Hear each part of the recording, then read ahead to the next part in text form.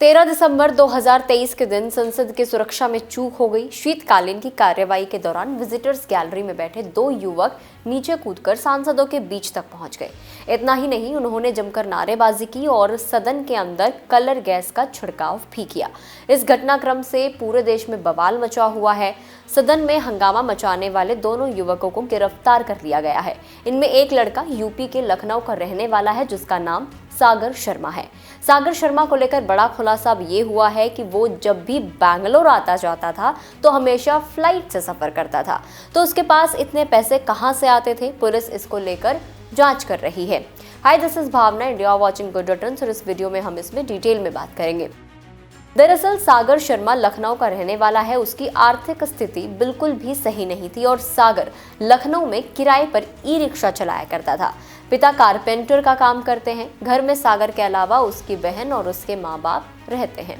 सागर पढ़ने में अच्छा नहीं था। उसने क्लास 9th तक की ही पढ़ाई की है। इसके बाद पढ़ाई उसने छोड़ दी थी। सागर पिछले 2 साल से बेंगलुरु में रहता था, जहां वो आटे की फैक्ट्री में काम करता था। वो 6 महीने पहले ही वापस लखनऊ आया था और उसके बाद उसने ई रिक्शा चलानी शुरू की थी। बैंगलोर में ही उसकी मुलाकात एक शख्स के साथ हुई थी और उसी के जरिए सागर अक्सर फ्लाइट से लखनऊ आया करता था। अब पुलिस इसी बारे में जांच कर रही है कि उसे फ्लाइट से कौन भेजता था, ये अरेंजमेंट कौन करता था।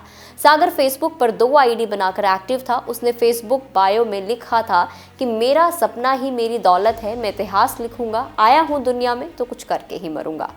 घर वालों ने भी सागर से कई बार पूछा कि उसके पास फ्लाइट के लिए पैसे कहां से आते हैं, लेकिन सागर कभी कुछ नहीं बताता था।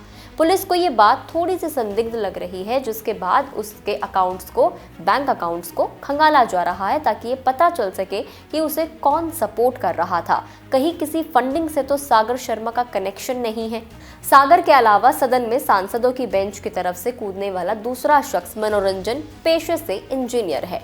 वो बेंगलुरु के मैसूर का रहने वाला है। मनोरंजन और सागर शर्मा की फेसबुक पर दोस्ती हुई थी।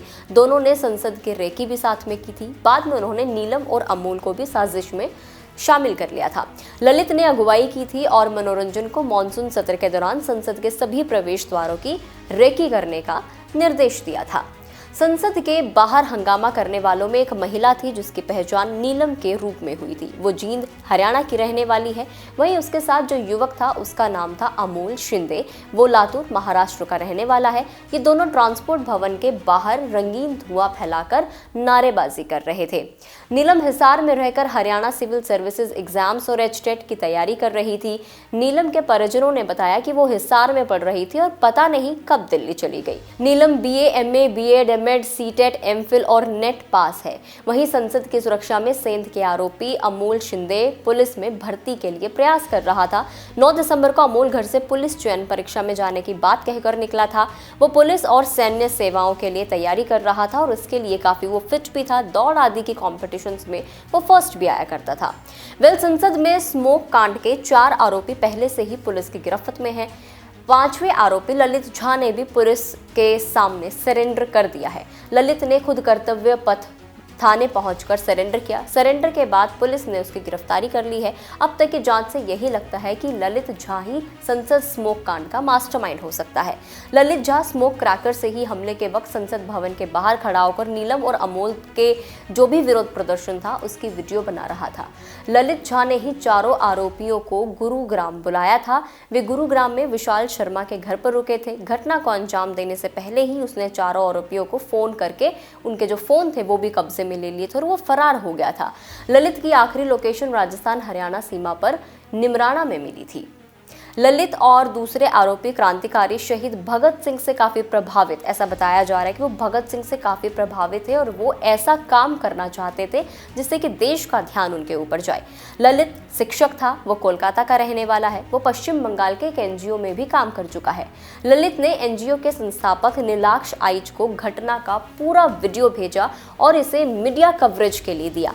संसद में धुआं उड़ाने वाले इन चारों आरोपियों नीलम आजाद, अमोल, सागर शर्मा और मनोरंजन D को दिल्ली पुलिस ने पटियाला हाउस कोर्ट में पेश किया है। जज ने वकीलों का पक्ष सुनने के बाद सभी आरोपियों को 7 दिन की पुलिस रिमांड में भेज दिया है। दिल्ली पुलिस ने संसद में हुए इस घटना को आतंकी गतिविधि करार दिया और अब इसकी जांच की जा रही है कि उन लोगों को पैसा जो था वो कहां से मिला है। सागर शर्मा जो कि बहुत जिसकी बदहाल हालत हम कहेंगे, उसके पास फ्लाइट में आने जाने के लिए पैसे कहां से आते थे, इसके लिए बैंक अकाउंट्स की तलाशी जारी है। आपको क्या लगता है, हमें कमेंट करके जरूर बताएं। अगर आप इस वीडियो को फेसबुक पर देख रहे हैं तो फेसबुक पेज को लाइक करें, यूट्यूब पर देख रहे हैं तो गुड रिटर्न्स के यूट्यूब चैनल को सब्सक्राइब करना ना भूलें।